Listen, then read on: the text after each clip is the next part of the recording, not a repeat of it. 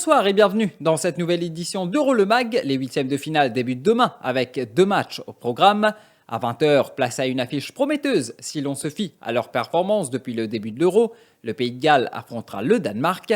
Les Gallois devront de nouveau compter sur leur duo offensif Ramsey-Bale, décisif face à la Suisse mais moins en vue face à l'Italie. Le Danemark et son jeu offensif flamboyant font presque office de favoris alors qu'ils vont jouer pour la première fois à l'extérieur. À 23 h, l'Italie affrontera l'Autriche. Attendue après son absence au Mondial 2018, l'Italie a fait plus qu'espérer lors de la phase de groupe. 3 victoires en 3 matchs, aucun but encaissé, 7 buts marqués. Les hommes de Mancini font désormais partie des favoris de la compétition. En face, l'Autriche est sortie deuxième de son groupe derrière le Pays-Bas. Sans proposer un contenu très séduisant, l'équipe repose sur les initiatives de ses individualités, avec notamment David Alaba ou Stefan Leiner. On reste dans l'actualité de l'Euro. Les Pays-Bas devront se passer de leur attaquant Luuk de Jong pour leur huitième de finale de l'Euro contre la République tchèque dimanche à Budapest. Le joueur de Séville, blessé à un genou, est forfait jusqu'à la fin du tournoi. C'est ce qu'a annoncé sa sélection. Luuk de Jong doit quitter le camp d'entraînement de l'équipe nationale néerlandaise. L'attaquant de Séville s'est blessé au ligament interne d'un genou lors d'un entraînement mardi, ont indiqué les Oranges dans un communiqué. L'avant-centre aux 38 sélections n'avait disputé qu'une poignée de minutes contre l'Ukraine, puis l'Autriche lors de la phase de groupe. Les examens du genou passés par Lucas Hernandez à Budapest ont semble-t-il tempéré les inquiétudes du staff de l'équipe de France. Un point sera fait sous 48 heures. La participation du latéral gauche des Bleus au huitième de finale contre la Suisse est incertaine, mais il n'est pas encore forfait, contrairement à Lucas Digne.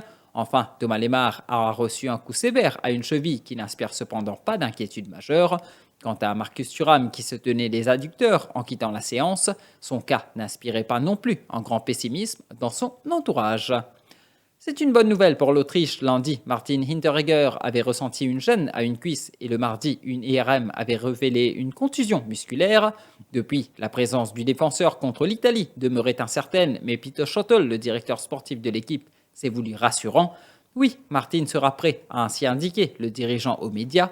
Ce ne sera pas en revanche le cas de Valentino Lazaro, toujours forfait en raison d'une élongation à une cuisse. Dans l'embarras, après les gestes de Cristiano Ronaldo, qui avait échangé les bouteilles de coca posées sur sa table par des bouteilles d'eau, et de Paul Pogba, qui avait retiré les bouteilles de bière, l'UEFA a réagi. L'instance du football européen, organisatrice de l'Euro, a accepté que soient retirées les bouteilles de bière devant les joueurs de confession musulmane lors de leur conférence de presse. Selon le Daily Telegraph, l'UEFA demande dorénavant aux équipes si leurs joueurs ou leurs sélectionneurs désirent s'opposer à la présence de la bouteille de bière pour un motif religieux.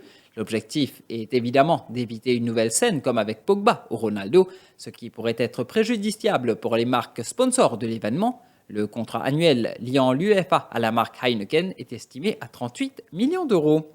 Et 3 supporters présents au stade de Copenhague ont été infectés jeudi dernier par le variant Delta du coronavirus lors de la rencontre Danemark-Belgique. Ces 3 personnes ont été contaminées pendant le match, a indiqué la directrice de l'agence danoise pour la sécurité des patients, Annette Petri. La sélection danoise doit rencontrer le Pays de Galles demain à Amsterdam pour les huitièmes de finale de l'Euro. 4 400 des 16 000 places disponibles dans la Johan Cruyff Arena sont réservées aux supporters des Blancs et Rouges. S'ils veulent éviter la quarantaine, les fans danois ne peuvent rester dans le pays que 12 heures maximum.